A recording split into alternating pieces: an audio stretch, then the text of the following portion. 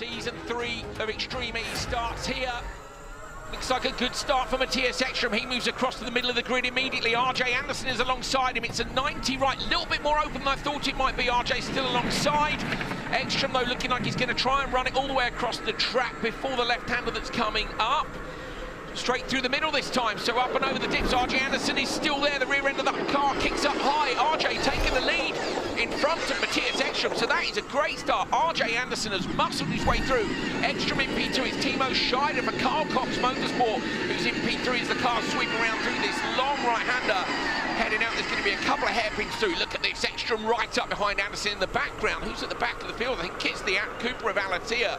So Nasser Alatia's lost out at the start here. Ekström getting fully roosted in the background there. The stand, the visibility in that car will be absolutely zero, but he's still right up behind him.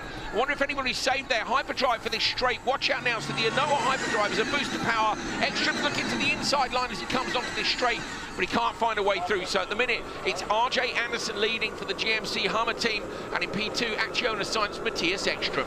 Absolutely phenomenal start there for Anderson. Clearly, P5, the position there, gave him a little bit of an advantage on the inside of that first corner, but Ekström and Anderson coming right wheel to wheel there, not giving up hope, and I just love that stretch where they're going head-to-head along past the Red Sea. Big sideways moment, Nicky, for Anderson. Got two sideways there, and Ekström's up alongside now, but Anderson's got the inside line. Ekström can't quite find a way through.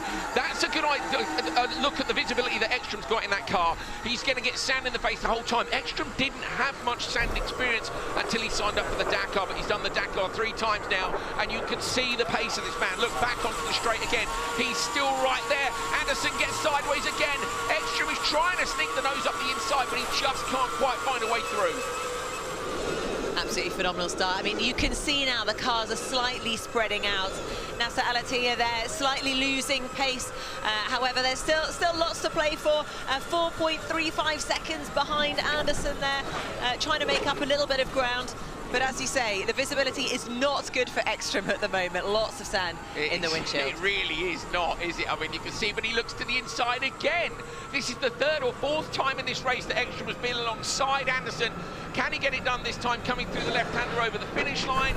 Drops in behind him now. He's looking, look, he's in his mirrors. He's trying to make Anderson drive on the mirrors. So if you keep appearing left and right, just like in Formula E, Nicky, you put the driver in front under pressure. He will hope that Anderson just goes a little bit deep. This is back up through the start straight now.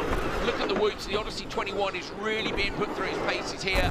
You can see as well, this rear shot shows us those bright white lights on the roof, and that's actually to help the drivers behind in the dust see just where the car is in front. So those lights there just helping them to sight it a little bit. Back through now. Look at the ruts developing races. Race number 1, and we've got a ton of stuff to do over the weekend. You can see there though, have they put water on the track just to help the dust lay? Sometimes they do. Depends on where we are. What we don't do is we do anything in an environment that's going to make a difference to it, because we have to be a bit careful with that. Obviously, we're at the seaside, so we've got plenty of water that we can use here. And yeah, we're good. Looking back, Acciona Science, Mattias Ekström. I'll tell you what, RJ Anderson's doing a cracking job here of holding him off. He has had plenty of wheel-to-wheel race experience as well himself, Anderson, but Ekström is not a man you want behind. Look at this, Nicky. I love the fact they're literally dipping a wheel just in the water on the edge. Yesterday, the tide was slightly further out, which is a mad thing to say about a track, isn't it? And they were hunting for that flat sand to try and find a little bit more grip and a little bit more speed down the straight. So it's all about who dares to get the wettest in the course of this race. Yeah. Because it's definitely going to help with a bit of traction, that's for sure. So now they're coming in towards, I think this is, where are we? Gate 10. This is a nice long sweeping left-hander as they go up the hill there. Fighting a little bit of dust, as you can see. It's a little bit drier in the air as you reach a little bit more altitude. But that sun shining isn't going to help with the visibility, that's for sure, at this time in the morning. He's right there, isn't he, Ekström? And if you look back, the gaps between them are very little indeed. All 5 cars still within sight of the leader. When they come in to do the driver switch, that's going to be absolutely crucial. We have seen people pass in the switch zones before. Everybody has to take 45 seconds over that switch. Look at Ekström still looking. He can't find a way through, but my goodness me, this is the closest race I think we've ever seen in terms of bumper-to-bumper action. We just never see a driver hold on this long. Coming in now, they're coming down to that braking zone for the switch, and look at Ekström, almost contact on the way in. Down to 30 kilometers now.